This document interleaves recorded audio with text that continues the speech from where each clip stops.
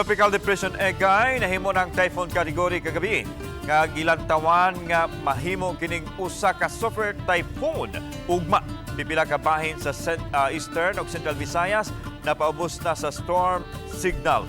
Ang detalye sa report ni Femari Dumamo. Hugot nga gibantayan sa Pag-asa, Visayas ang dagan sa Typhoon Egay. Kansang sentro naa sa 525 kilometers east sa Baler, Aurora. Ano na kini 150 kilometers per hour nga gikusgon sa hangin sa sentro niini ug ang unos nga moabot sa 185 kilometers per hour. Matod sa Pag-asa nga sa karon hinay kini nga nag-irog pakasadpan ug ang gikusgon sa hangin nakaapektar sa 600 kilometers radius sa Baguio. Hinungdan nga direktang apektado ang pipila ka bahin sa Kabisayan. Sama na lang sa northeastern parts sa Northern Samar ang mga lungsod sa Lawang ug Palapag nga gipaubo sa storm signal number 2 base sa gipagawas nga tropical cyclone bulletin ganihang alas 11 sa buntag. Samtang ubang bahin sa Northern Samar, Eastern Samar, Samar, Biliran, Northern ug Central portion sa Leyte ang gipaubo sa storm signal number 1.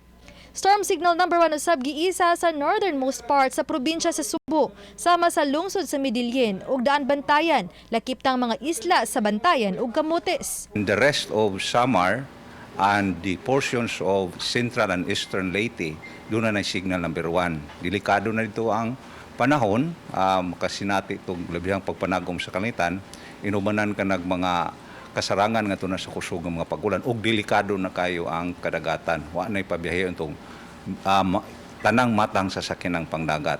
Matod di kiblat nga wala na gitugutang mulawig sa kadagatan sa mga lugar nga dunay giisa nga storm signal.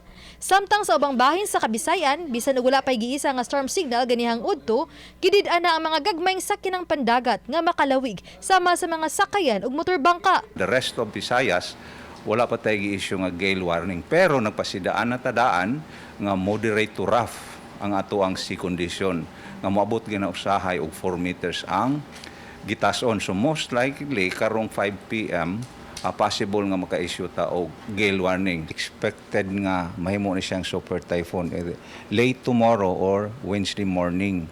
I expect before the landfall ditong dapita sa extreme northern Luzon or sa northern Luzon. Sa ubang bahin sa Kabisayan, sama sa Sugbo, Bohol, Negros Oriental ug Siquijor, wa may direktang epekto ang bagyo apan gipakusgan nining hanging habagat nga magdala og mga pag-ulan ug pag-unos. Hinungdan nga giawhag ang publiko nga magbinantayon sa mga epekto sama sa posibleng pagbaha ug pagdahili sa yuta. Uban ni Marlon Melgazo, Femari Dumabok. Balitang Bisdak.